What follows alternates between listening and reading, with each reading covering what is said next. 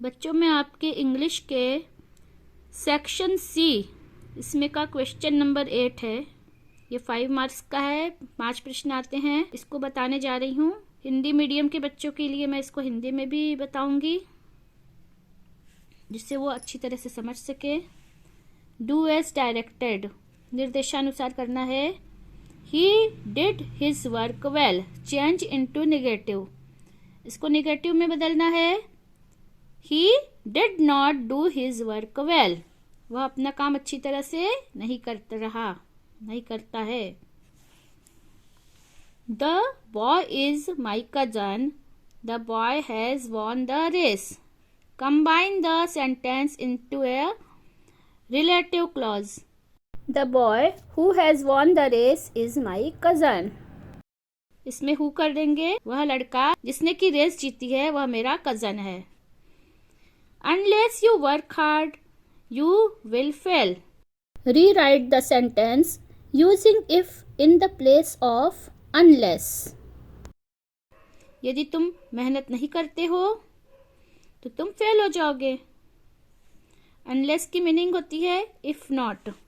if का opposite है unless, तो unless की अगर हमको if में चेंज करना है तो if not करना पड़ेगा। If you do not work hard, you will fail. Aman is very intelligent. He can pass this exam easily. Combine the sentences using so that. Aman is so intelligent that he can pass this exam easily. अमन इतना बुद्धिमान है कि वह इस exam को आसानी से पास कर लेगा, इजीली। अगला सेंटेंस है they are selling their house, वह अपना घर बेच रहे हैं। Change into present perfect, present perfect में चेंज करना है तो they have sold their house. She speaks the truth, change into the negative sentence, इसको नेगेटिव में बदलना है। इसका नेगेटिव होगा she does not speak the truth, लेकिन इसमें मीनिंग चेंज हो जा रही है। क्वेश्चन में यदि विदाउट मीनिंग चेंज किए नेगेटिव बनाने को आएगा तो आप लिखेंगे शी नेवर स्पीक्स लाई। इसमें मीनिंग चेंज नहीं हो रही है, तो जैसा आपको क्वेश्चन पूछा जाएगा वैसा ही आंसर दीजिएगा। They have been playing here since morning, change into the sentence into past perfect continuous tense.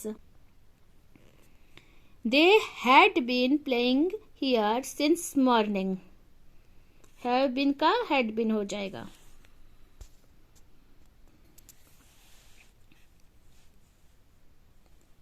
He is too ill to go school. Rewrite the sentence into so that. वह इतना बीमार है कि वह स्कूल नहीं जा सकता, ऐसा हम इसको करेंगे। He is so ill that he cannot go to school. यहाँ पर जब हम so ill करेंगे मतलब extremely ill, बहुत बीमार है। The tall man is a doctor.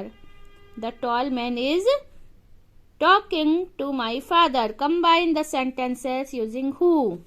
The tall man who is talking to my father is a doctor. लंबा आदमी जो मेरे पिताजी से बात कर रहा है एक डॉक्टर है। I am ill. I am not going to school. Combine the sentences into so.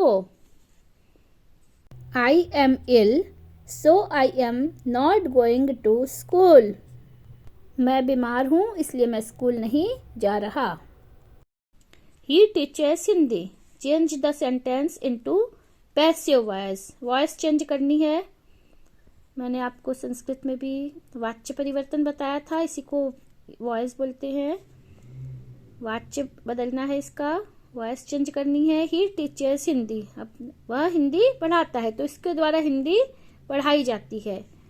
Hindi is taught by him, इसको टॉट बोलेंगे, TAUGH कर देंगे इसको, उसके द्वारा पढ़ाई जा रही है, बाई हिम। थर्ड फॉर्म लगा देंगे वर्ब का। Children are making toys, change the sentence into passive voice.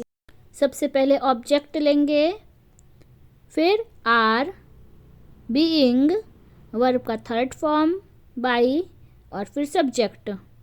Toys are being made by children. यह प्रेजेंट कंटिन्यूअस है, तो इसमें आर के बाद बीइंग लगा देंगे जब हम पैसिव करेंगे उस समय। अगला, in the park were playing children football. Rearrange the words to make a meaningful sentence. ये सारे जंबल किए हुए हैं, इनको व्यवस्थित रूप से लिखना है। 4 शब्द हैं, इनको चारों को सही क्रम में जमा करके लिखना है। अब हम इसमें देखेंगे, सबसे पहले चिल्ड्रन लिखेंगे। Children were playing football in the park. बच्चे पार्क में फुटबॉल खेल रहे थे। Delhi is larger than Bhopal. Rewrite the sentence using positive degree. अब आप सभी को ये पता है कि डिग्री 3 है, पॉजिटिव, कंपैरेटिव और सुपरलेटिव। तो यहाँ पर ये लार्जर जो है ये कंपैरेटिव डिग्री में है, दोनों का कंपैरिजन किया गया है, लार्जर का लार्ज हो जाएगा। Bhopal is not as large as Delhi. इसको हम इस तरह भी लिख सकते हैं, Bhopal is not so large as Delhi. So या एज दोनों लिखेंगे तो चलेगा। She shut the door, change into negative. She did not shut the door. She lived in Shivpuri, वह शिवपुरी में रहती थी, चेंज इनटू इंट्रोगेटिव। प्रश्नवाचक वाक्य बनाना है, क्या वह शिवपुरी में रहती थी? Did she live in Shivpuri? He has taken tea, change into interrogative.